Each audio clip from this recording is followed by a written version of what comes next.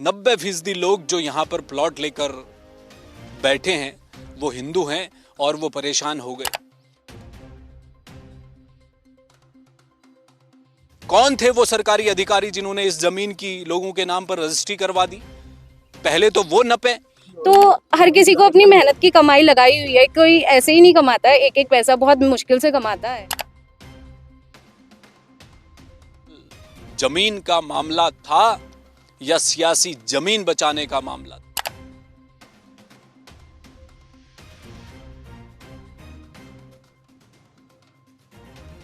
फर्ज कीजिए आपने जीवन भर एक एक पैसा जोड़ा, एक पूंजी इकट्ठा की और अंत में आप एक जमीन का टुकड़ा खरीदना चाहते हैं, वहां पर एक आशियाना बनाना चाहते हैं, कुछ और करना चाहते हैं।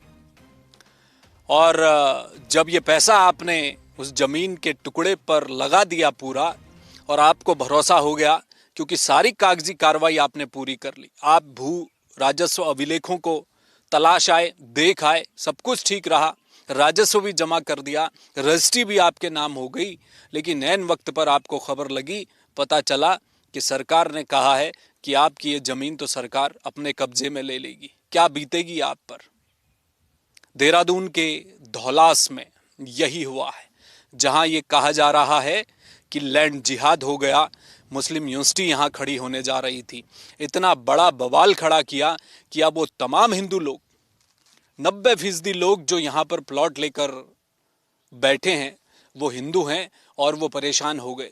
ये पूरी कहानी और ये जो बखेड़ा खड़ा हुआ, ये मिसकम्युनिकेशन था, क्या था?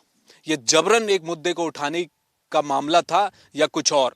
लेकिन जो भी हो, वो लोग जो फौज से रिटायर हैं, वो लोग जिन्होंने जीवन भर एक एक पूंजी जोड़ के, एक एक पैसा जोड़ के पूंजी इकट्ठा की और यहाँ पर जमीन ले ली।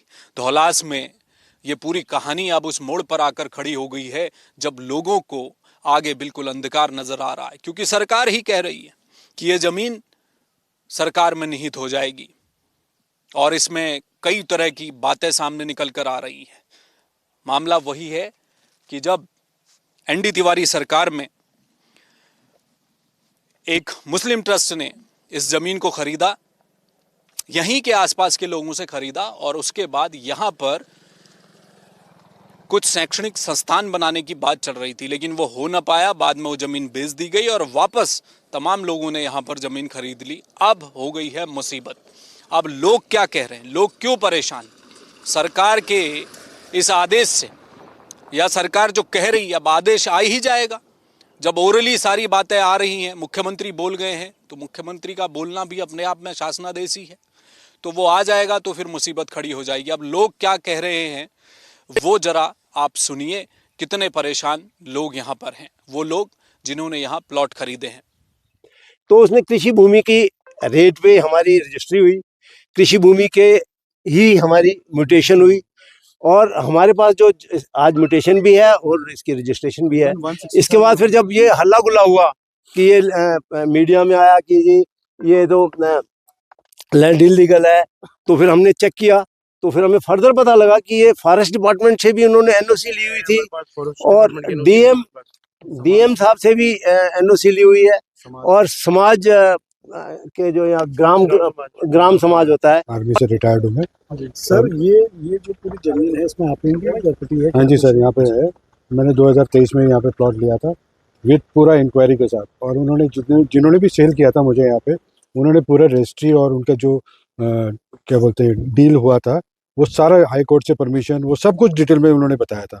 But at the time, at last moment अभी हमें ये पता चल रहा है कि यहाँ पे जो है सब कुछ गवर्नमेंट अपने अधीन लेना चाहती है, लेकिन उन्होंने हमारे जितने भी प्रॉपर्टी जितनी भी हमने यहाँ पे ली है सबका रजिस्ट्री हो रखी है प्लस म्यूटेशन हो रखा है। बट अभी समझ में नहीं आ रहा कि अब उनको क्या चाहिए। सब प्लॉट है, प्लॉट के लिए आए हुए हैं, क्योंकि हमारा बहुत बड़ा नहीं है, छोटा ही है, लेकिन ये है कि जब आदमी मेहनत की कमाई लगाता है तो उसको चाहिए होती है अपनी ज़मीन।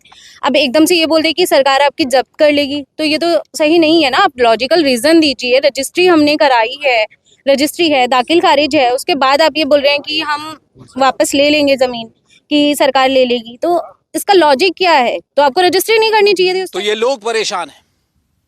जो बात मैं कह रहा हूं वो लोगों के मन में है। वो इसलिए परेशान है कि भाई पूंजी तो यहां लग गई और कौन सी मुस्लिम यूनिवर्सिटी यहाँ बनने जा रही थी।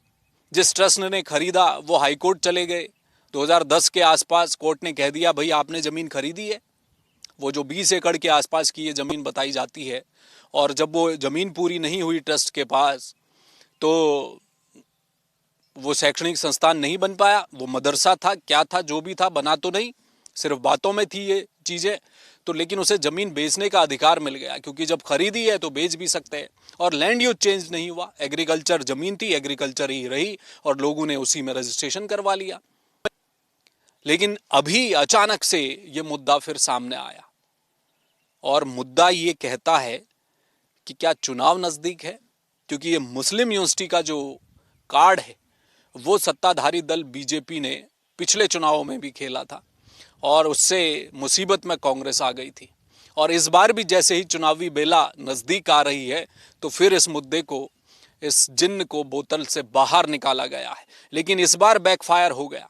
इस बार मामला ऐसा फंस गया कि जहां पर टारगेट किया जा रहा था, कहा जा रहा था कि तमाम मुस्लिमों को यहां पर बिठाया जा रहा है, लैंड जिहाद है, मुस्लिम यूनिवर्सिटी बसने वाली है।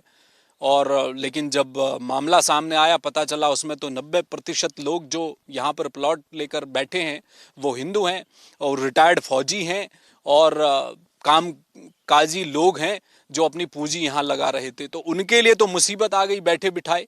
वो क्या करेंगे, वो कहाँ जाएंगे, उनकी कौन सुनवाई करेगा? अगर सरकार सामने से कह देगी कि सब कुछ इल्लीगल है, सब कुछ गैर कानूनी तरीके से हुआ है इस जमीन को लेने, खरीदने, बेचने में, तो उन लोगों को क्या भरोसा? और देखिए ना कितनी बड़ी बात लोग कह रहे हैं। वो कह रहे हैं कि हम तहसील गए, हमने तमाम अभिलेख, भू अभिलेख खंगाले, लोगों से पूछा, टाइटल पूछा कि क्या है, म्यूटेशन करके भी दिया सरकार ने, राजस्व भी जमा किया, जो शुल्क जमा होना था वो भी कर दिया, रजिस्ट्री भी करवा दी। तो कौन लोग थे, कौन थे वो सरकारी अधिकारी जिन्होंने इस जमीन की लोगों के नाम पर रजिस्ट्री करवा दी? पहले तो वो नपे। जमीन का तो जो होगा फिर होगा, सरकार तो यही है, जमीन ले ही लेगी। लेकिन जिन्होंने रजिस्ट्री करवाई वो क्यों बैठे, वो क्यों बचे? लेकिन अब लोगों के लिए समस्या है, कहां जाएंगे, किसे कहेंगे अगर सरकार ही साथ नहीं देगी? तो इसलिए तमाम लोग इस समय परेशान हैं, सरकार के चक्कर काट रहे हैं। उन्हें उम्मीद है कि सरकार जो कह रही है उसमें सरकार चाहे तो जांच करा ले। अगर कोई लैंड जिहाद या मुस्लिम यूनिवर्सिटी बनाने जैसा कोई मसला यहाँ पर होता तो शायद अभी तक खड़ी हो गई होती, ऐसा हुआ नहीं। तो कुल मिलाकर ये पूरी कहानी जो बनाई गई वो दरअसल जमीन का मामला था या सियासी जमीन बचाने का मामला था, ये बड़ा सवाल है। क्या चुनाव को साधने के लिए इस तरह की बातें निकलकर सामने आई हैं? क्योंकि कांग्रेस असहज हो जाती है जब भी ये मुद्दा उठता है मुस्लिम यूनिवर्सिटी का। पूर्व मुख्यमंत्री हरीश रावत इसी मामले को लेकर अपने हाथ पहले भी झुलसा चुके हैं। वो बार बार कहते हैं इस बात को कि आप मेरा बयान दिखा दीजिए, कहाँ है वो बयान जहां मैं मुस्लिम यूनिवर्सिटी बना रहा था। लेकिन बार बार वही मुद्दा जब सामने उठकर आता है तो लाजमी सी बात है कि चुनावी बेला है, और इस बेला में जमीन से ज्यादा सियासी जमीन बचाना ज्यादा महत्वपूर्ण है क्या, इसलिए मुद्दे उठाए जा रहे हैं। बहरहाल देखें इस मुद्दे पर अब क्या सरकार आगे करती है, क्योंकि लोग परेशान हैं। 90% लोग जो यहाँ पर प्लॉट लेकर बैठे हैं वो परेशान हैं, और वो हिंदू ही हैं। कैमरामैन मयूर उपाध्याय के साथ हेमभट्ट, जय भारत टीवी। आप देख रहे हैं जय भारत टीवी।